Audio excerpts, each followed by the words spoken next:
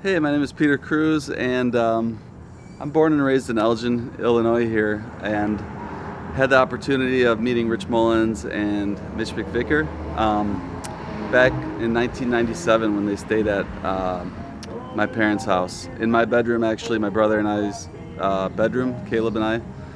And at the time, they were recording an album here it was called Roswell East Music Studios at the time. I had never heard of it, even though I'm from here.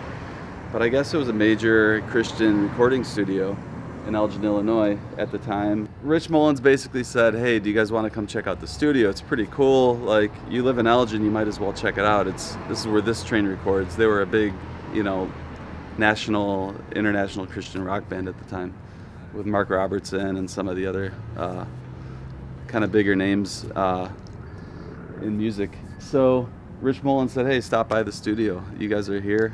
I'd love to show you around. But I had never heard of it, never been here. So Rich Mullins invited my mom and I think it was my dad and I to come and check out the studio. I was a teenager back then, and for me it was super cool. It was pretty awesome to come and check out I guess a real professional recording studio. Back then it wasn't really functioning as a church. It was all full of instruments, and we can go back inside. I haven't been here since 1997, so for me it's pretty surreal coming back. And I remember Rich Mullins let us in. Michael Ockfer opened the door for us, and the first thing we did is we went into here. This is kind of the instruments room, and there was a grand piano. There was a bunch of drum equipment and xylophones and marimbas and things like that spread all around the building. Just tons and tons of instruments for just a variety of sounds for the albums. I guess what they would do is when they needed to record a piano part or something, they would do it down here, and most of the vocals and stuff like that were done upstairs. So I just remember walking in here and just feeling amazed. And at the time, it wasn't as pretty. I mean, they've kind of redone it, and they're using the church now regularly as a church rather than a studio. So It's prettier now. Back when I saw it, it was kind of old, and the walls were older. I don't think it might not have been redone for 100 years, But now it's a lot nicer than when I remember it. However, the instruments are gone, and the studio's gone. So for me, it's pretty surreal. I haven't been back into this room since 1997, and now it's 2020, May 1st. And so after checking out this room, Rich said, hey, let's go check out the studio, because this isn't actually the studio. All the computers. All right, so Rich Mullins said, hey, let's go upstairs, and we're going to check out the actual recording studio. And so we walked up these stairs. And this has all kind of changed too since then. But I remember, one thing I remember up here was ashtrays. So there are 3 or 4 ashtrays with, Rich Mullins used to roll his own cigarettes and kind of smoke up here. And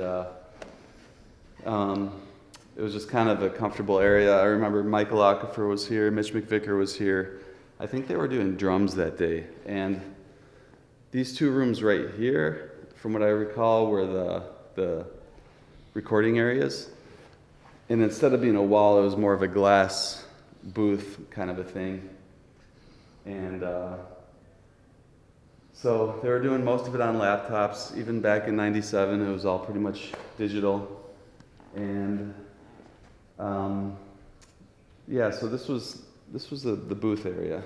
And Rich Mullins just kind of let us hang out and watch for a while, and it was that was my first experience in a real music studio. And coming back here over 20 years later and getting to see it is pretty mind-blowing and surreal. I mean, I guess a lot of memories come back, And so a funny story that Andrew just told me that I didn't know about was apparently the first time Rich said, hey, you can bring a couple people, I guess my mom invited somebody, and then they invited somebody else, and my mom didn't realize how big the party was getting. And 10 or 15 or 20 people or something showed up with pizza and pop, and it turned into this kind of like, hey, we're watching Rich Mullins record, and because he was a kind of a famous guy at the time as one of the top Christian artists, and so they had to kind of shut down the session. It was too distracting, it was too loud, and so they had like their little pizza party, and I guess the band was a little bit frustrated, obviously, because the session, these are expensive studios to rent out. So when my dad and I came, then the second time, Rich said, "Hey, just you guys, please. No need to invite anybody." And so that's kind of what happened the second time. Is we just kept it just the two of us.